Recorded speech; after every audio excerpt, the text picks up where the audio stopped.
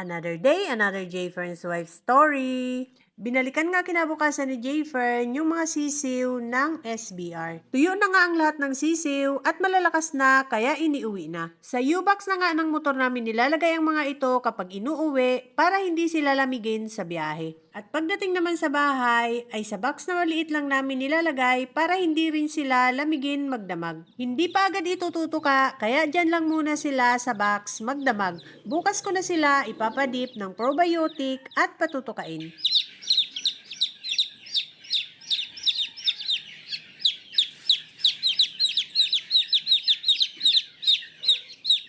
Ito namang madaming sisiw na nakalagay sa folding ay inilipat na dito ni Jayfern sa brooder. Dinisinfect nga muna yan ni Jayfern bago niya inilipat yung mga sisiw na nasa folding. Nag-i-spray lang kami ng chlorine kapag nagdi-disinfect ng mga kulungan.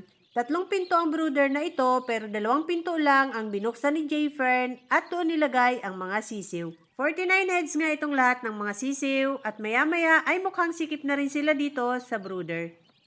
Ito namang isang cockerel na anak ng SBR broodhen namin ay nakahiwalay na nga sa kanyang mga kasama dahil sobrang tapang. Lagi na lang itong namamalo ng mga kasamahan niya kaya lagi silang nagkakagulo sa kulungan. May bakanting pinto sa multipurpose pen kaya dun muna siya nilagay ni Jayfern.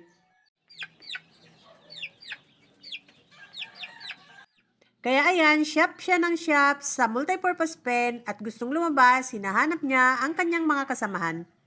Dito sa scratch pen nga nakalagay ang iba niyang kasamahan, tahimik namang magkakasama yung apat, pag isinasama namin siya ay nagkakagulo silang lahat.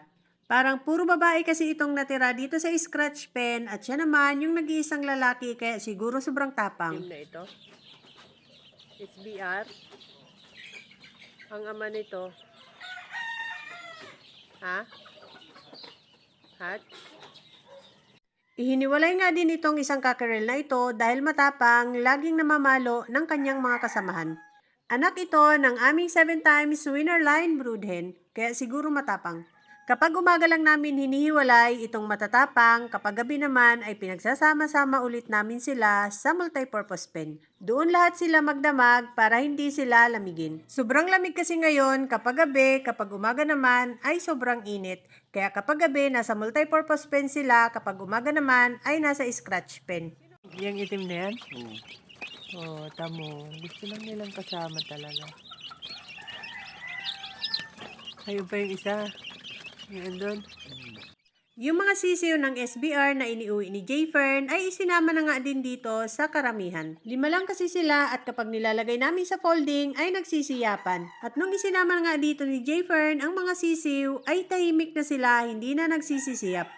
At kapag madami silang magkakasama, hindi masyadong nilalamig ang mga sisiw. Kaya tahimik na rin yung bagong isinamang sisiw ni Jayfern na anak ng SBR. Vitamin D complex na may probiotic.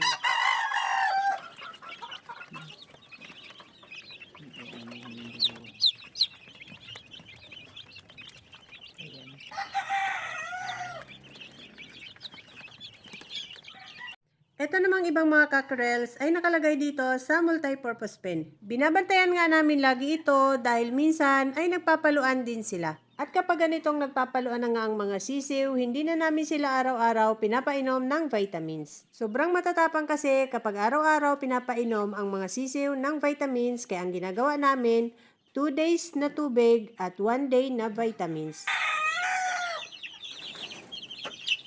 Kilo ng babae dito, 3 ata, 5, 6.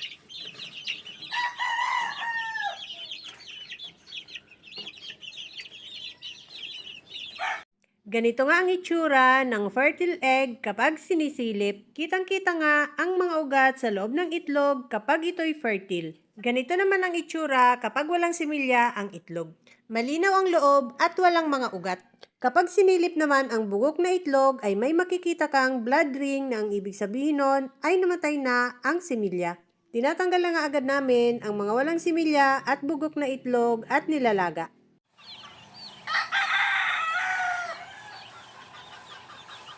Sobrang lamig pa nga kapag umaga kaya ang ginagawa ni Jayfern, itong mga sisiw na bagong lipat niya sa brooder ay pinapainitan muna. Maganda rin lagi yung napapainitan ang mga sisiw dahil sa vitamin D.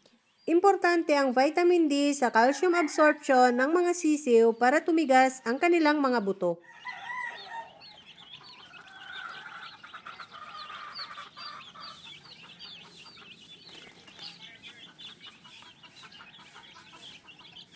Ito namang si Pabebe, ang aming golden boy, Gilmore Broodhen, ay nakalagay dito sa battery cage. Sobra kasing pasaway kapag mangingitlog na kung saan-saan pumupunta hanggang sa loob ng bahay namin. Kaya nilagay na lang siya dyan ni Jayfern sa battery cage, pinapaluhod na lang yan sa brood cup. At yung itlog naman niya ay kinokolekta na lang namin.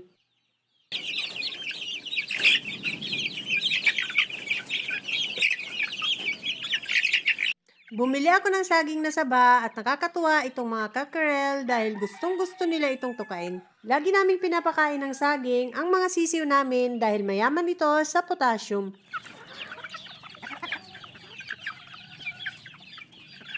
At habang nagpapakain ako ng saging sa mga kakarels, naririnig kong nakurukutok yung isang inahin na nalimlim sa tangkal. Nagpipisaan na rin siguro ang mga itlog nito kaya hindi ko na siya inistorbo. Itong mag-hatch.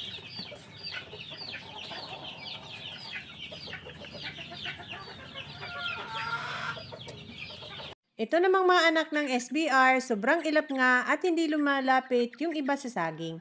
Kaya yung natirang saging ay pinatuka ko na lang sa inahin. Gustong gusto rin ng mga inahin ang saging at matatakaw nga sila dyan. Pati balat ng saging ay kinakain din nila.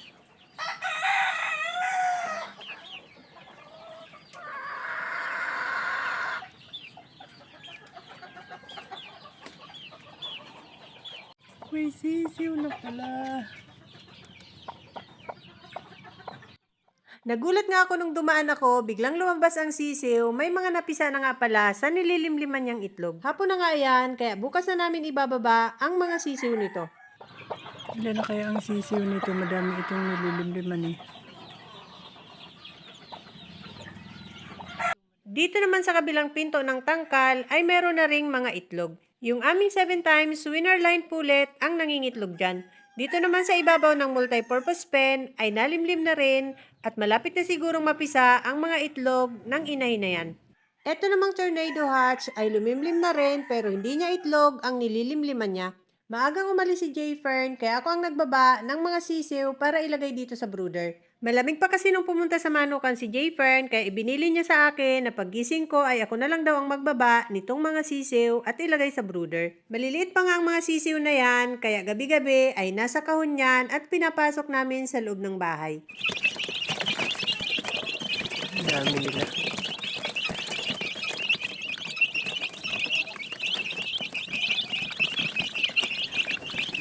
Pwede na sila lahat.